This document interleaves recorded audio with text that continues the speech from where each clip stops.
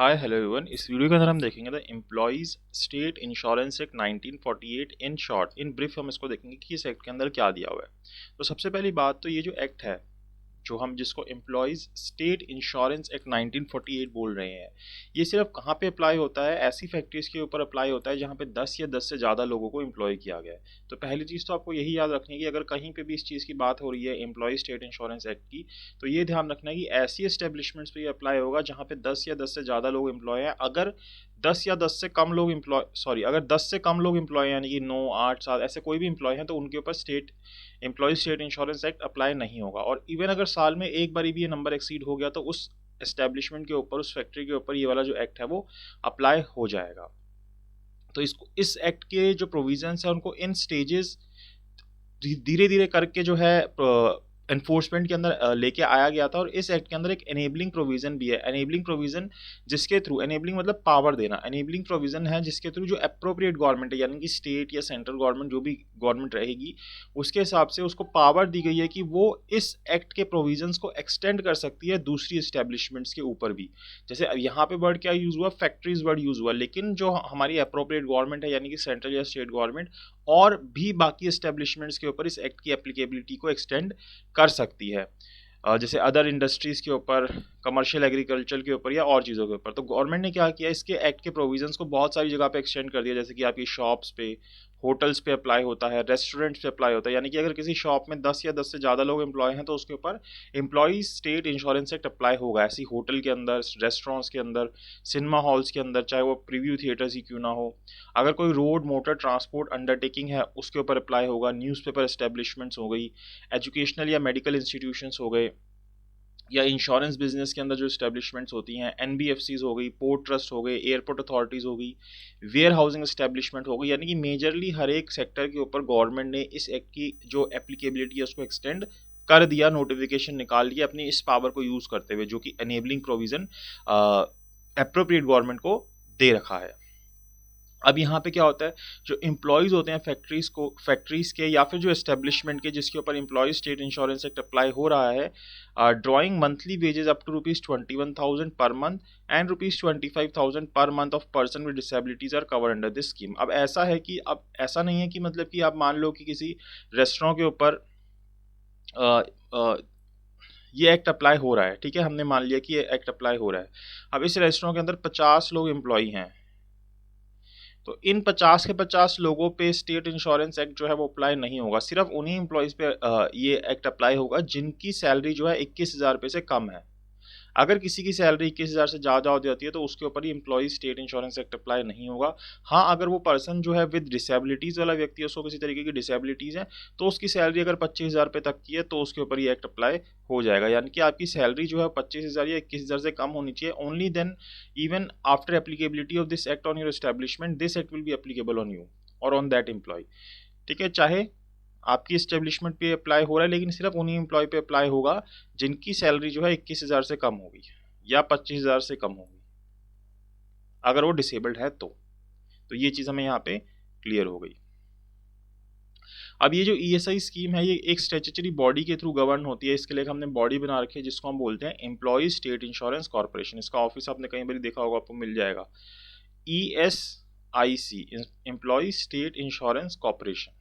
ठीक है, which has members representing employers, जिसके अंदर सभी तरीके के मेंबर्स होते हैं। जब आप एक्ट के अंदर सेक्शन में देखोगे तो वहाँ पे हर एक तरीके के बताए गए कि इसके अंदर कहाँ कहाँ से लोग आएंगे। तो एम्प्लॉयर्स को कुछ लोग रिप्रेजेंट करेंगे, कुछ एम्प्लॉयज़ को करेंगे, कुछ सेंट्रल गवर्नमेंट को करेंगे, स्टेट गवर्नमेंट को करेंगे, मेडिकल प्रोफेशनल से लोग आएंगे और पार्लियामेंट से लोग आएंगे। ये सारे मिल के क्या करेंगे, यहाँ पे इस कॉर्पोरेशन को बनाएंगे। ये जो कॉर्पोरेशन है एम्प्लॉय स्टेट इंश्योरेंस कॉर्पोरेशन, इसके अंदर जो मेंबर्स होंगे वो इन्हीं लोगों से मिलके बनेंगे।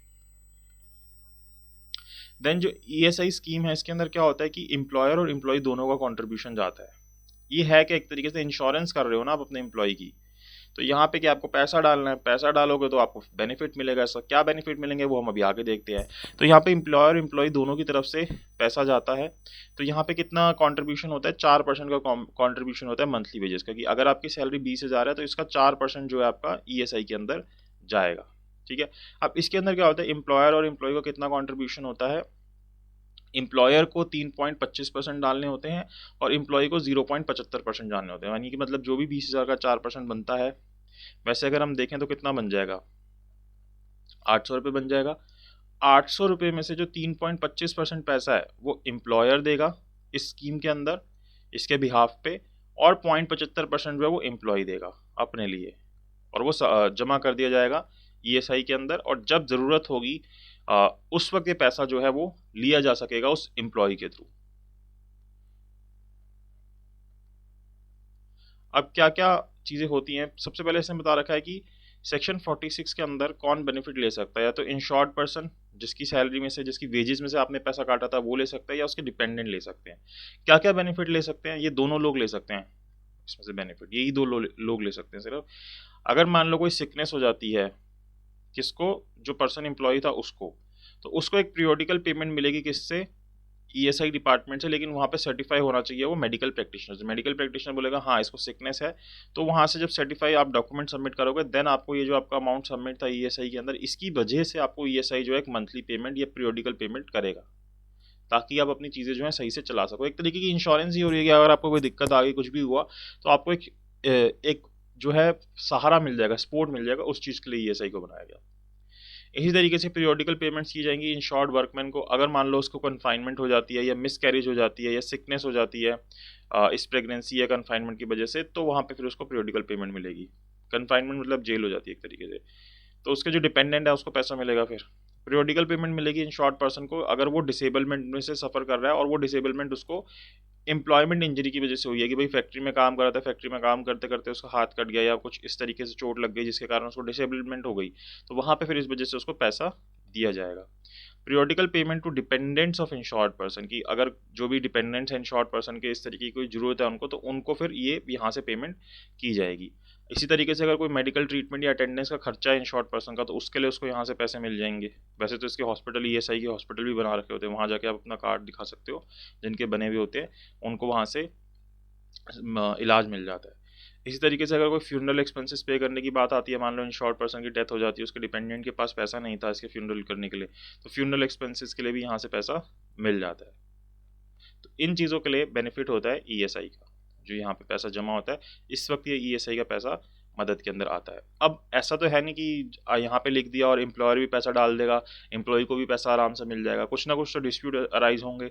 तो उसके लिए हमने क्या किया, ईआई कोड बनाया, जिसको हम एम्प्लॉयज़ इंश्योरेंस कोड बोलते हैं। क्या बोलते हैं, एम्प्लॉयज़ इंश्योरेंस कोड बोलते हैं। तो सेक्शन 74 के अंदर ये बोला गया कि स्टेट गवर्नमेंट ऑफिशियल गजट में नोटिफिकेशन निकाल के बता सकती है कि एम्प्लॉयज़ इंश्योरेंस कोड होगा। अब वो कहाँ पे होगा, किस लोकल एरिया के अंदर होगा, जैसे एक लोकल एरिया के लिए एक कोड होगा, या एक लोकल एरिया के लिए दो कोड होंगे, डिपेंडिंग अपॉन द पॉपुलेशन, कितनी पॉपुलेशन है वहाँ पे, या दो एरियाज़ के लिए एक सिंगल कोड होगा कि भाई कम पॉपुलेशन है, तो वहाँ पे इस तरीके से जो स्टेट गवर्नमेंट है वो ईएसआई कोड बना देगी। अब ईएसआई कोड के अंदर जज कौन बैठेगा, जुडिशियल ऑफिसर कौन होगा, या मतलब एक तरीके से जो फैसले देगा जज कौन होगा, या तो जो जुडिशियल ऑफिसर है पहले से, भाई कहीं ना कहीं जुडिशरी के अंदर वो जज है किसी कोर्ट के अंदर, या कोई लीगल प्रैक्टिशनर मतलब लॉयर है जो 5 साल से इस काम के अंदर मतलब इस चीज़ के अंदर प्रैक्टिस कर रहा है, तो उसको यहाँ पे जज बना दिया जाएगा ईआई कोर्ट का। तो that depends upon the description of the state government that to whom it want to makes the EI courts जज।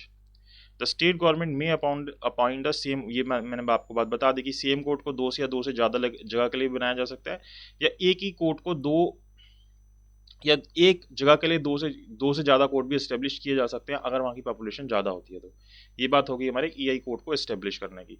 अब कौन से मैटर जो होते हैं ईआई कोर्ट के अंदर सुने जाते हैं, तो मान लो कोई भी डिस्प्यूट हो जाते हैं किस चीज़ से रिलेटेड, एम्प्लॉयज़ इंश्योरेंस से रिलेटेड, यहाँ पे उसके लिए मैटर को सुना जाएगा, उसके रिगार्डिंग इसके पास जुरिडिक्शन है। अगर कोई डिस्प्यूट हो रहा है, जैसे कि कोई व्यक्ति एम्प्लॉय है या नहीं है इस एक्ट के हिसाब से, उसका जो ईएसआई में पैसा जमा हो रहा है वो सही से हो रहा है या नहीं हो रहा है, कि भाई उसका होना चाहिए या नहीं होना चाहिए, कि भाई डिस्प्यूट राइज हो गया, या रेट ऑफ वेजेस कितनी होनी चाहिए, कंट्रीब्यूशन कितना जाना चाहिए। तो इस तरीके के अगर कोई भी डिस्प्यूट राइज हो रहे हैं तो वो कौन डिसाइड करेगा, ईआई कोर्ट जो है वो डिसाइड करेगा। इसी तरीके से जो एडजुडिकेशन क्लेम्स होते हैं कि भाई इतना पैसा मिलना चाहिए या ऐसा होना चाहिए, तो उसके रिगार्डिंग में जुरिडिक्शन किसके पास होती है, ईआई कोर्ट के पास भी होती है, कि कितनी रिकवरी मिलनी चाहिए। ठीक है, तो ये बात हमें बता रखी है। नेग्लिजेंस टू पे contribution, claim for recovery any benefit admissible under this act, आपको कोई बेनिफिट चाहिए नहीं मिल रहा है, ठीक है, या कोई नेग्लिजेंस हो रही है, आपका कंट्रीब्यूशन जमा नहीं किया जा रहा ईएसआई के अंदर, तो वहाँ पे इस तरीके के जो डिस्प्यूट्स हैं वो सारे किसके पास आएंगे, ईआई कोर्ट के पास आएंगे। Proceeding in both the above cases can be initiated by filing application in the prescribed form by the employee or his dependent or employer or corporation depending who is cause action। तो मतलब कि कोई भी इनमें से case कर सकता है, जो भी एग्रीव्ड यानी कि एम्प्लॉय हो गया, उसका डिपेंडेंट हो गया, या एम्प्लॉयर अगर एग्रीव्ड है तो, या कोई कॉरपोरेशन हो गई, ठीक है, वो यहाँ पे आके सूट कर सकती है। और कोई भी सिविल कोर्ट के पास ये पावर नहीं रहेगी कि इन चीज़ों से रिलेटेड, जो पावर ईआई कोर्ट को दे रखी है, इन चीज़ों से रिलेटेड वो मैटर को सुने।